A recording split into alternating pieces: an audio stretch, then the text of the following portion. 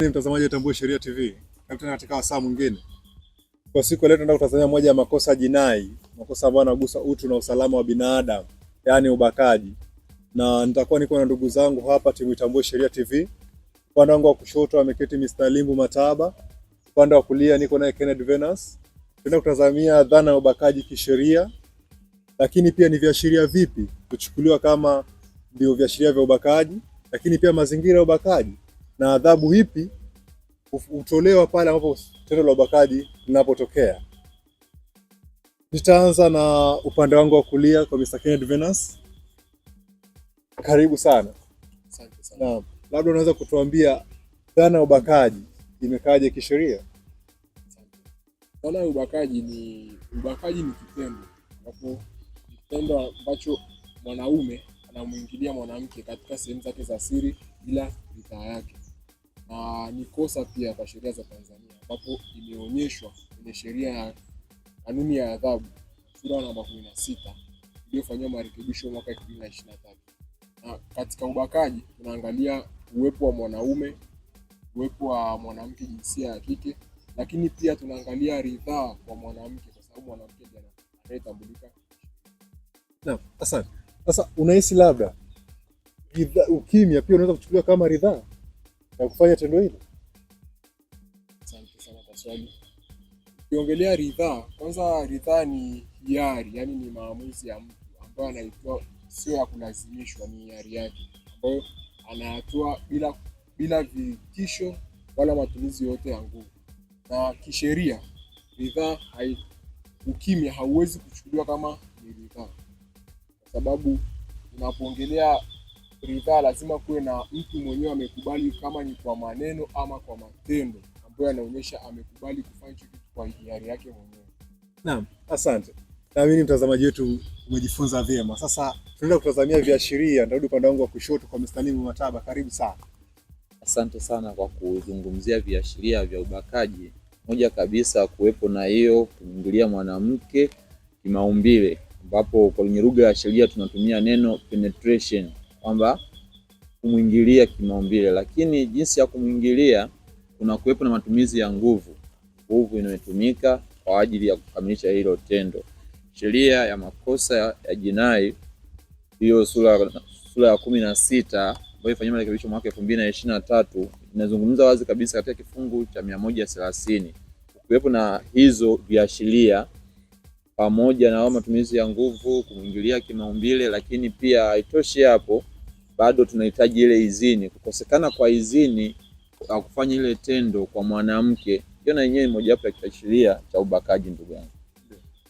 Sasa je, ni lazima sasa kuwe na majeraha ili tuseme kwamba mtu amebaka? Au lazima haupo, ila tunaangalia ile tendo. Cha msingi kabisa tunaangalia ile penetration, ile kumwingilia kimaumbile. Umemwingiliaje? Ina maana kama mwingilia kwa nguvu, majeraha yataonekana. Hata sipoonekana majeraha, basi huyo mwanamke alitoa idhini yake ya hiari. Ina maana kukosekana kwa idhini ya ile mwanamke, tayari hiyo ni ubakaji. Asante kwa maelezo mafupi na mazuri. Sasa labda Mr. Kennedy, ni mazingira yapi yanaweza kuchukuliwa kama ndo mazingira ya ubakaji? Unapoongelea mazingira ya ubakaji, kwanza kabisa mwanaume lazima awe amekutana na mwanamke na amefanya hilo tendo bila ridhaa ya mwanamke, maanisha mwanamke hajakubali, ila mwanaume ametumia shinikizo ama vishawishi vyovyote, ama ametumia nguvu kufanya hilo tendo. Lakini mazingira mengine ni pale inapotokea kwenye mke na mume ambao waliachana kisheria, yaani inamaanisha walishaachana, hawako pamoja. Inapotokea sasa pale wamekutana, alafu mume akatumia matumizi ya nguvu kuweza kukutana na mke wake kimwili, hapo ametumia nguvu, na maanisha ridhaa ya mke haikuwepo. Sheria hiyo inachukuliwa ni ubakaji. Lakini mazingira mengine ni pale ambapo inatokea mwanaume amekutana na mwanamke ambaye hajafikisha, au msichana ambaye hajafikisha umri wa miaka 18. Hata kama huyo mwanamke amekubali kwa ridhaa yake, hiyo tunachukulia bado ni ubakaji, kwa sababu kulingana na sheria ya mtoto, the Law of the Child Act sura nambari 13 katika kifungu cha 4 imeelezea kwamba mtoto ni yule mtu ambaye hajafikisha umri wa miaka 18. Naam. Sasa umesema kwamba moja ya mazingira ni kwamba ukuta mke na mume walitenganishwa, lakini akaenda akamuingilia bila ridhaa yake, nachukua pia kama mazingira ya ubakaji.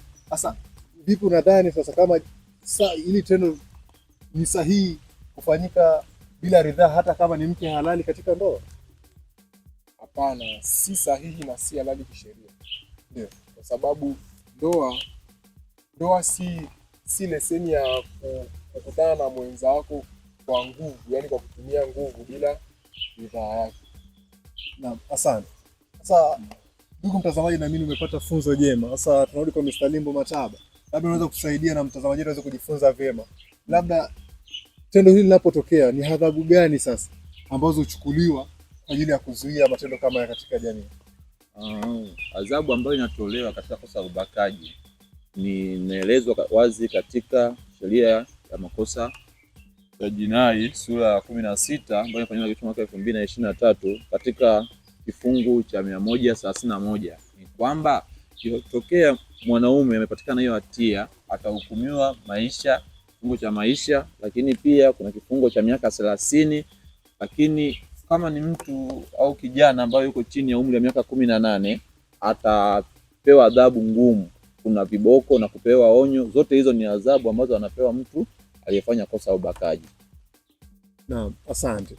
Sasa tunaamini msikilizaji wetu amejifunza vyema na ameelewa dhana ya ubakaji, mazingira na viashiria, lakini pamoja na adhabu ambazo zinaweza kutolewa.